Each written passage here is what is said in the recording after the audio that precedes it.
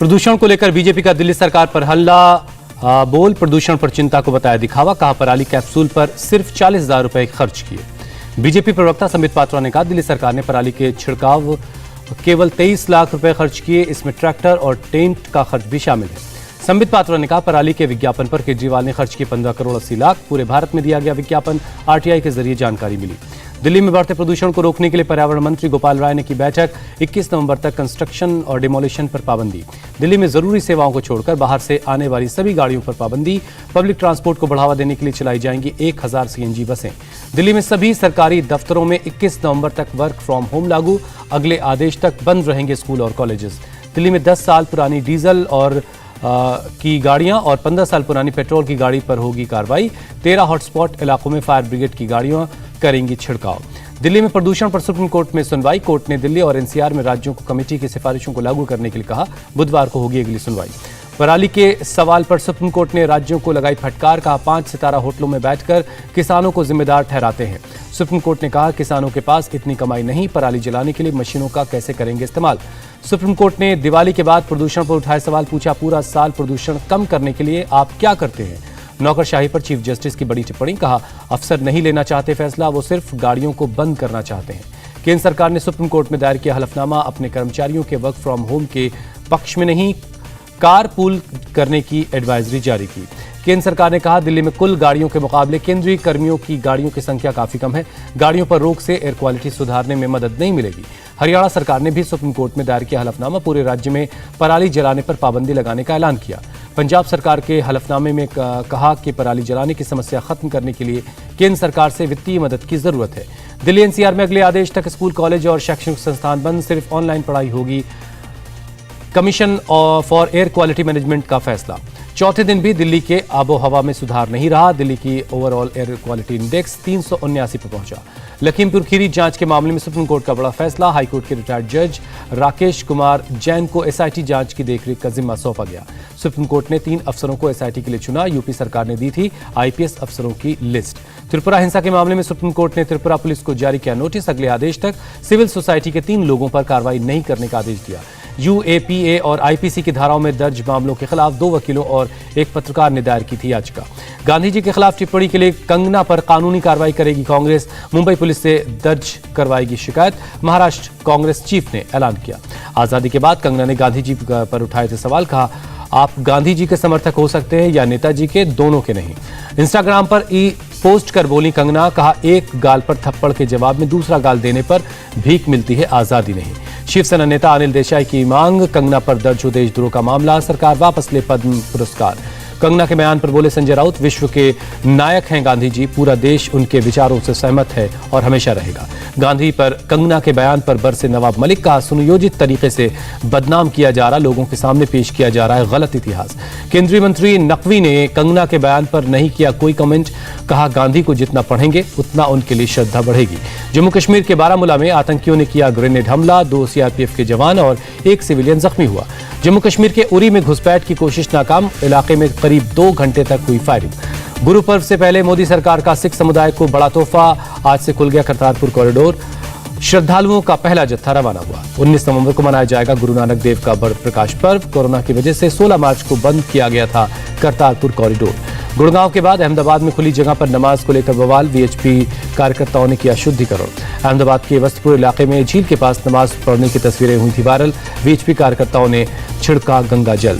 Gujarat BJP अध्यक्ष CR Patil ने राज्य के कई शहरों में नॉन वेज स्टॉल पर बैन से इनकार किया। कहा लोगों को अपनी पसंद की चीजें खाने का हक है। सीआर पाटिल ने कहा प्रशासन ने दूसरी जगहों से हटाए हैं नॉन वेज के स्टॉल। फुटपाथ के अतिक्रमण को बताई एक वजह। बीएसएफ के अधिकार क्षेत्र में बढ़ोतरी पर एडीजी योकेश बहादुर ने कहा कार्रवाई के नियमों में नहीं हुआ है कोई बदलाव। जवानों पर हमला होने पर भी करते हैं वो जवाबी कार्रवाई। अखिलेश यादव ने जनता को दी पूर्वांचल एक्सप्रेसवे की बधाई। कहा यूपी के गाजीपुर से दिल्ली के गाजीपुर बॉर्डर तक सफर आसान होगा। अखिलेश ने कहा समाजवादियों ने जो सपना देखा था वो बीजेपी की सरकार में पूरा नहीं हुआ। चुनाव जीतने पर एसपी की सरकार किसानों के लिए मंडियां बनवाएगी। बीजेपी में शामिल हुए समाजवादी पार्टी के 4 एमएलसी पप्पू सिंह, सीपी चंद, रमा निरंजन और नरेंद्र भाटी ने थामा बीजेपी का दामन। यूपी के डिप्टी सीएम केशव प्रसाद मौर्य और दिनेश शर्मा की मौजूदगी में हुए शामिल। यूपी बीजेपी अध्यक्ष स्वतंत्र देव भी मौजूद थे। यूपी के महोबा पहुंचे सीएम योगी। अर्जुन सहायक परियोजना स्थल का निरीक्षण किया।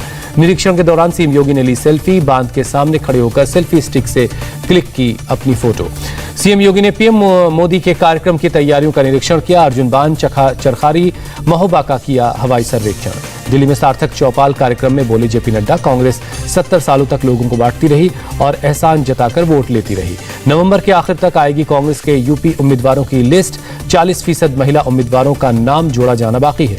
गोवा में बोले सीएम केजरीवाल, हमारी सरकार बनी तो टैक्सी वालों के लिए बनाएंगे एक कॉरपोरेशन, 1-2 ऑफिसर और बाकी टैक्सी वाले होंगे शामिल। सीएम केजरीवाल ने कहा, टैक्सी वाले ही तय करेंगे किराया, साल में कितनी बार किराया बढ़ेगा ये भी टैक्सी वाले ही खुद तय करेंगे। बाल ठाकरे की जयंती आज। मुंबई में शिवाजी पार्क में ठाकरे स्मारक पर शिवसेना नेताओं और आम लोगों ने दी श्रद्धांजलि। दिल्ली विधानसभा के पूर्व अध्यक्ष योगानंद शास्त्री ने थामा एनसीपी का दामन। पिछले साल कांग्रेस से दिया था इस्तीफा। शरद पवार की मौजूदगी में हुए शामिल। पीएम मोदी ने किया पीठासीन अधिकारियों के सम्मेलन का उद्घाटन। 82वें सम्मेलन में वीडियो कॉन्फ्रेंसिंग के जरिए शामिल हुए। पीएम मोदी ने कहा, लोकतंत्र भारत के लिए सिर्फ व्यवस्था नहीं, लोकतंत्र भारत का स्वभाव है, प्रवृत्ति है। पीएम मोदी ने one nation one legislative platform का आइडिया दिया। कहा, देश की सभी लोकतांत्रिक संस्थाएं एक पोर्टल पर उपलब्ध होनी चाहिए। पीएम मोदी ने जनता से बेहतर काम करने वाले सांसद और विधायकों को चुनने की अपील की। कहा, सदस्यों के संवाद वाद विवाद में कर्तव्य सर्वोपरि होना चाहिए। कॉमेडियन वीर दास के खिलाफ दिल्ली में शिकायत दर्ज हुई। अमेरिका में एक इवेंट के दौरान भारत के लिए किया था अपशब्दों का इस्तेमाल। वीर दास के बहाने केंद्रीय मंत्री मुख्तार अब्बास नकवी का कांग्रेस पर अटैक। कहा, कॉमेडियन को गंभीरता से लेने वाली पार्टी खुद मनोरंजन और मजाक का पार्ट बन गई है। कोरोना वैक्सीन को लेकर झिझक दूर करेंगे सलमान खान। महाराष्ट्र सरकार ने लिया फैसला। कुछ इलाकों में वैक्सीन लेने में झिझक रहे हैं लोग। सलमान की सेवा लेने पर बोली मुंबई की मेयर किशोरी पेडनेकर। कहा, मुस्लिम समुदाय के लोगों में आएगी और जागरूकता, सलमान करेंगे प्रोत्साहित। बीजेपी नेता राम कदम ने महाराष्ट्र सरकार की मंशा पर उठाया सवाल। तुष्टिकरण के नाम पर और दूसरे राज्यों में हो रहे चुनाव को देखते हुए सलमान की मदद ली जा रही है। मध्य प्रदेश में नो वैक्सीन नो राशन का नियम लागू हुआ। वैक्सीनेशन तेज करने के मकसद से शिवराज सरकार का फैसला। सरकार के आदेश के बाद मध्य प्रदेश के स्वास्थ्य मंत्री खुद भोपाल की सड़कों पर उतरे। लोगों को वैक्सीन लगवाने के लिए प्रेरित किया। वैक्सीन नहीं तो राशन नहीं पर एमपी के स्वास्थ्य मंत्री की सफाई। कहा, राशन रोकने की धमकी नहीं, वैक्सीनेशन के लिए जागरूक कर रहे हैं। देश में कोरोना के 10,197 नए केस मिले। 24 घंटे में 301 मरीजों ने दम तोड़ दिया। शिरडी में अब तक रोजाना 25,000 श्रद्धालु कर सकेंगे दर्शन। कोरोना से हालात सुधरने के बाद प्रशासन ने किया रोजाना 10,000 ऑफलाइन पास जारी करने का फैसला। दिल्ली पुलिस और नारकोटिक्स कंट्रोल विभाग की बड़ी कामयाबी। 5 करोड़ की कीमत की ड्रग्स पकड़ी गई।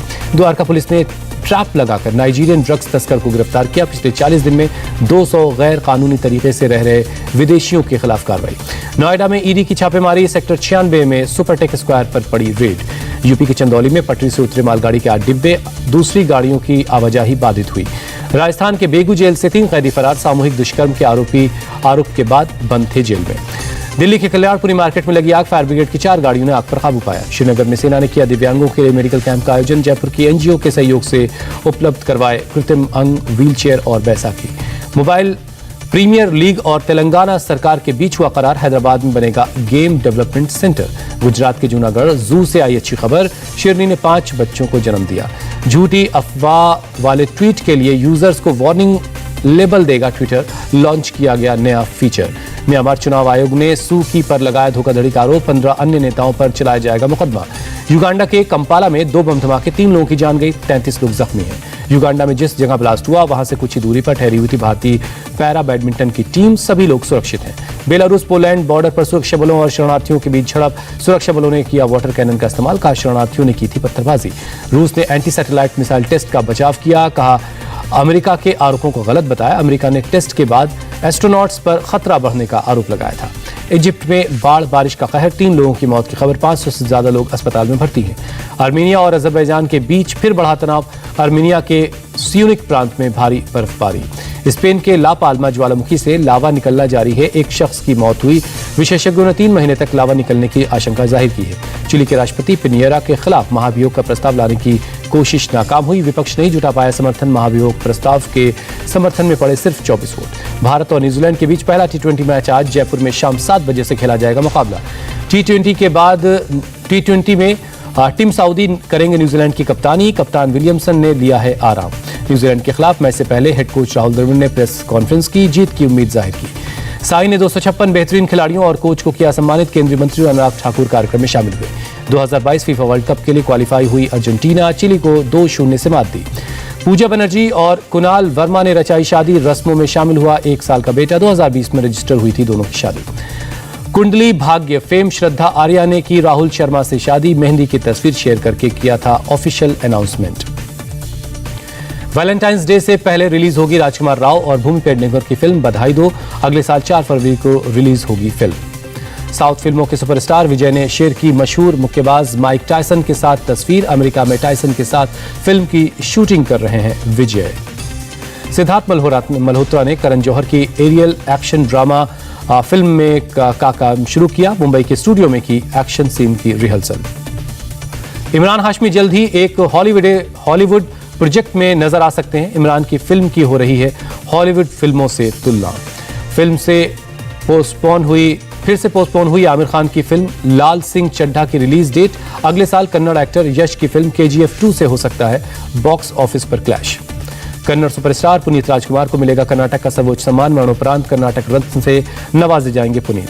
मिथुन चक्रवर्ती की टीवी पर वापसी। करण जौहर के साथ शो हुनरबाज में बनेंगे जज।